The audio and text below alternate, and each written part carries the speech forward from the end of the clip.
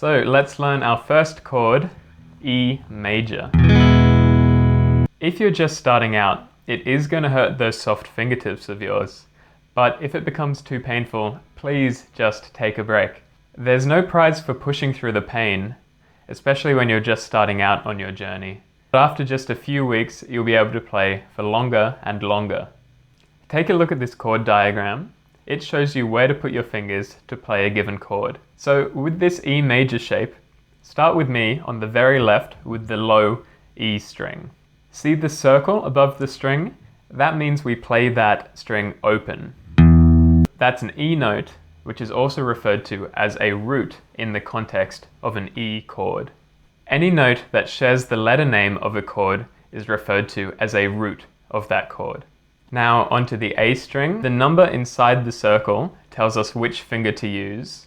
So this is just a suggestion, not a hard and fast rule.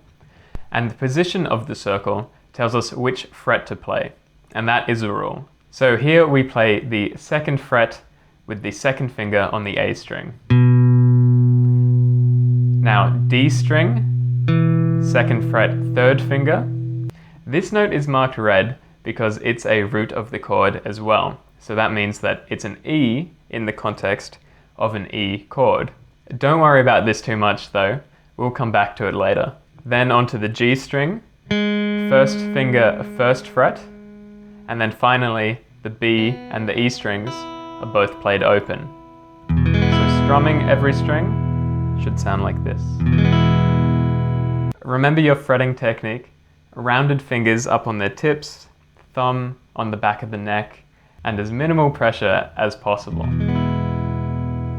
After strumming the chord, play each note one by one with rest strokes. So remember, that means that you follow through to rest on the next string before plucking the note. If you hit a dead or a muffled note, just stop and adjust until it starts to sound clear, and then start from the lowest note again, working your way through each string individually, making sure that they all sound clear, and then finally, one last strum, listening to it fade away, focusing on your fretting technique, minimal pressure. If you're having trouble getting your fingers up onto their tips, try just rotating your hand in slightly and you'll come around from a higher position, which might help. When playing chords, you won't always be able to have your fingers right up against the fret wire. Other fingers will get in the way, so just do your best. Also, careful not to squeeze too tightly with your fretting fingers. Try to use just the minimum pressure. Now, release your fretting hand back to neutral, letting the fingers rest over the strings like so, and then back into the E major shape. You can start out by just fretting each note individually, if it takes you a little while to form the shape.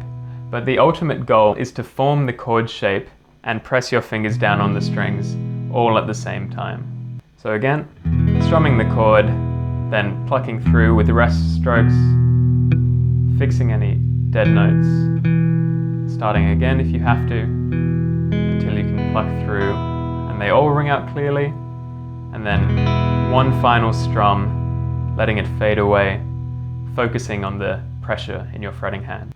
Learning chord finger placements and smooth chord changes is one of the most challenging hurdles for a beginner to overcome. But if you start off practicing just a little, aiming for at least 4 days a week, you're going to make quick, steady progress. So keep practicing this exercise where you strum the chord and then plucking through with rest strokes, listening to each note, and if you hit a dead one, just adjust and then start again until they all sound clear, and then one final strum, letting it fade away, focusing on the tension in your fretting hand. Now release your fretting hand back to neutral, letting the fingers rest over the strings like so, and then back into the E major shape. I'd recommend that you add a recording as early on as possible. Then, when you look back in just a few weeks' time, you will have irrefutable evidence of your progress. So let's learn another chord, A major. Again, from the very left with the low E string, you see the X above the string. That means that we're not going to play that note. So we're going to skip that and move straight on to the next string. And that's an open A. Then after that, we have the first finger, second fret on the D string, second finger, second fret on the G string, third finger, second fret on the B string, and then the high E is played open. So strumming that, careful not to hit the lowest E string. One strategy for this is to mute the low E string with the thumb of your fretting hand. So you just let it wrap up a little bit so that the pad is resting on the low E string. That way it can't ring out. But I'd recommend when you're starting out, just play with your thumb on the back of the neck, as it'll help you develop certain muscles that will come in handy later. So again, after strumming the chord, just play through each string individually, starting from the low A, all the way through. Any dead notes, just stop and fix them. And then one final strum, letting it ring out and focusing on minimizing the tension in your fretting hand. One common problem that beginners run into is muting adjacent strings with their other fingers. So that's why it's important to keep your fingers up on their tips so that they're not touching the strings on either side. So if I were to play like this, my fingers are muting the strings adjacent to them, but if I bring them up onto their fingertips, they're clear. So similarly with the E major chord, just spend a little while going from neutral and then making the A major shape, strumming, picking out each string individually, fixing any dead notes, and then final strum where you let it ring out and focus on the tension in your fretting hand. So let's put these two chords together. E major and A major, we're going to change between them and start playing some music. So we're going to aim to play a new chord every 4 beats. We're going to hold each chord for 2 beats and then use the remaining 2 beats to mute the strings with the outside of our strumming palm and make the changes with our fretting hand. So we'll play E for 2 beats, 1, 2, and then mute the strings, and then 3, 4, moving our other fingers into position, strumming the A for 1, 2 beats, muting the strings, getting our fingers into position for the E, and strumming.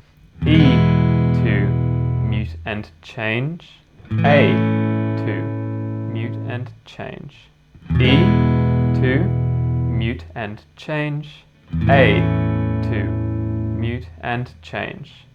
1, 2, 3, 4, 1, 2, 3, 4. So to practice this, just set your metronome to a manageable tempo, maybe starting at 60 beats per minute, and then just holding each chord for 2 beats, and then muting and changing in the final 2 beats.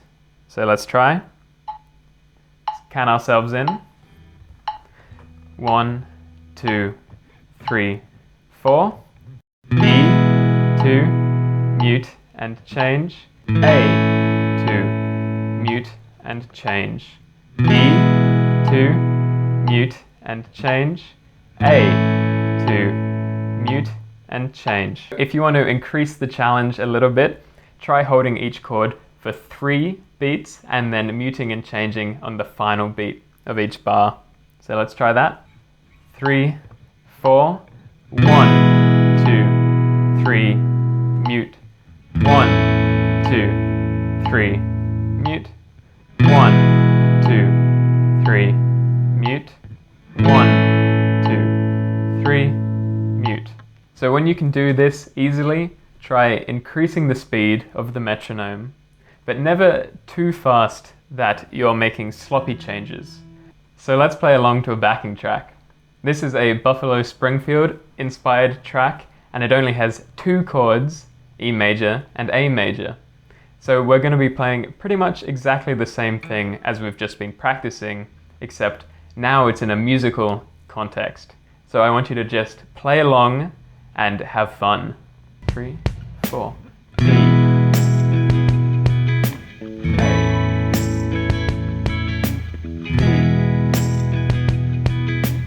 A. So just trying to make those chord changes as smooth as possible. Each chord should ring out clearly right on that first beat of each bar. If that means that you need to stop and start the chord change early on in each bar, that's fine. Take all the time you need. Just try and be there in time for the first beat of each bar.